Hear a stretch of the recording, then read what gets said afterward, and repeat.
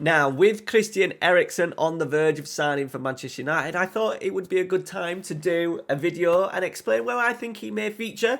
A lot of people have kind of said pointless signing.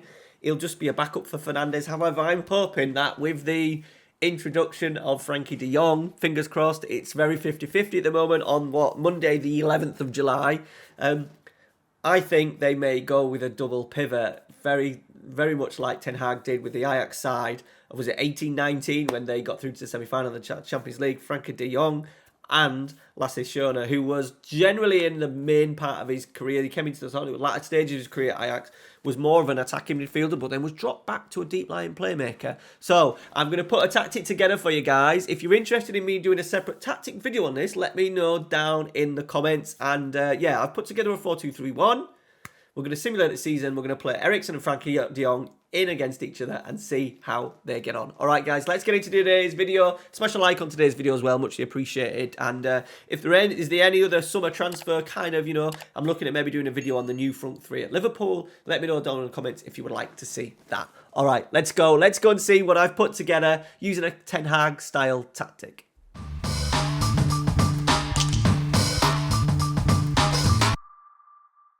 Okay, right, so this is the tactic that I've put together.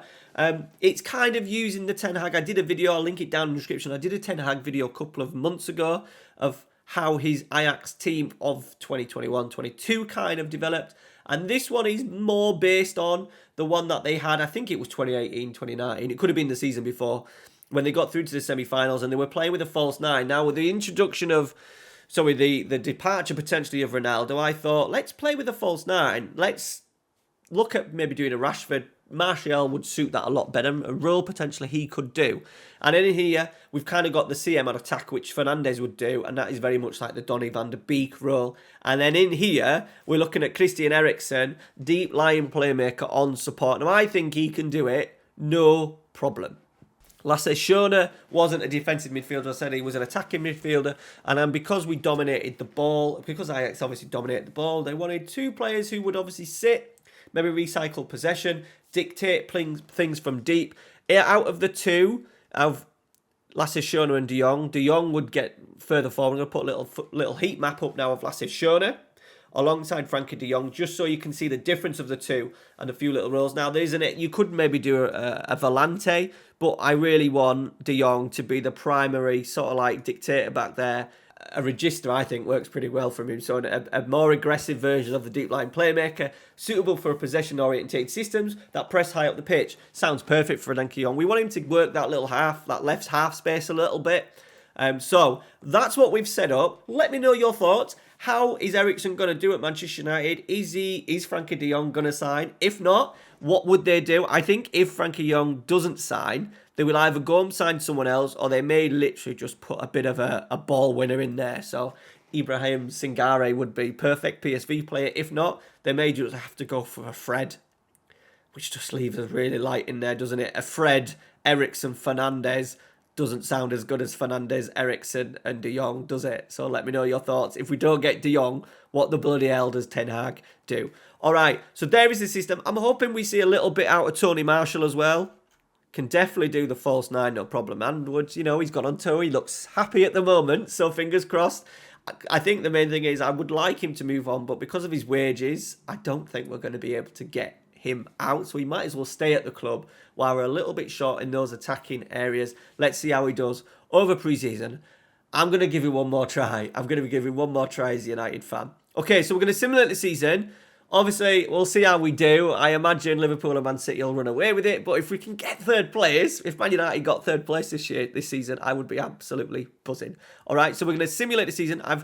In the simulation, they're going to play this system. I'm also putting De Jong and Eriksen in the team alongside De Gea, just so we have those players playing every single week. All right, and we are back now. We have not won any silverware. Getting knocked out of the Europa League, I thought we'd probably win that, to be fair. Knocked out by Everton and knocked out by Wolves, so no trophy. I don't think a trophy would be nice. I think if Manchester United don't win the Europa League this year, then they've definitely underachieved. Premier League, though, we've done all right. We've finished third, so I'm happy with that.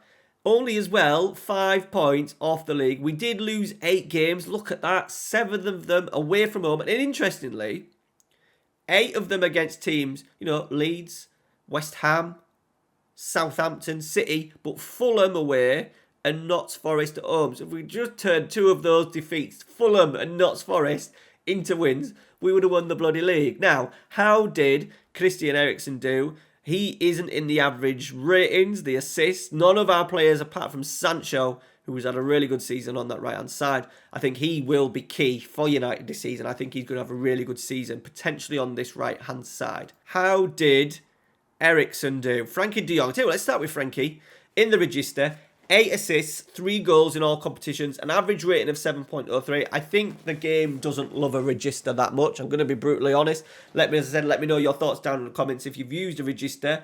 But I think we would have probably got better numbers out of him playing as a volante. But I think a register is probably more well suited to what he may do at Manchester United. So there we go. Frankie De Jong. Decent season. I would take that 8 assists, 2 goals. He's not going to score many goals anyway, is he?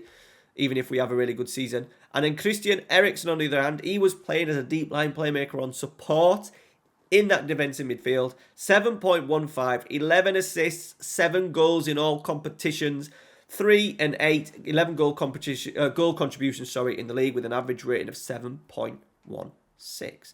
All right, guys.